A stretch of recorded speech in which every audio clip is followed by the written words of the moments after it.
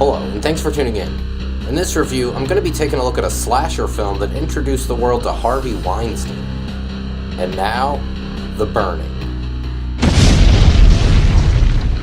The movie's about a caretaker of a summer camp who's badly disfigured in a fire after a practical joke gone wrong. He eventually returns to stalk a nearby campground and pick off hapless teenagers one by one.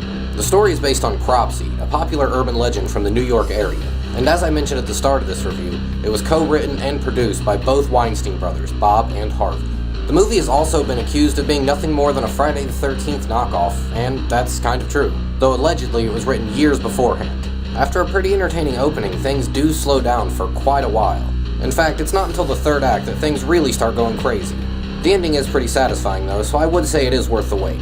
Overall, it's pretty well shot and it looks pretty good, with some vibrant colors, and it never gets too dark, something that many slasher films from this time period suffer from. The film was edited by Jack Shoulder, who would notably go on to direct a couple slasher films himself. The movie's tone is pretty inconsistent. At one point it feels like a badly written Porky's homage, the next is trying to be a dark and mean slasher film. It's definitely not a major complaint, and given who wrote the film, the overt sexual nature of a lot of the dialogue is kind of uncomfortable, to be honest, but I'm not going to take any points off for it. The acting is kind of a mixed bag, to be honest. Some performances are laughably bad, but it is notable for being the first film appearance of both Holly Hunter and Jason Alexander, the latter of whom I'm admittedly a pretty big fan of, and who is pretty solid in this movie. Special effects wizard Tom Savini would actually turn down Friday the 13th Part 2 to do this movie. As such, you can expect some pretty quality gore effects. The music in the film, which was composed by Rick Wakeman of the rock band Yes, is pretty bland and forgettable.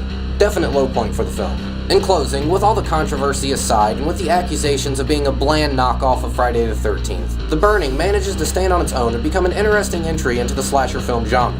The picture quality definitely holds up. You get a whole slew of Savini gags, and you get Jason Alexander with a full head of hair. And honestly, I would say that alone makes this film worthy of a watch.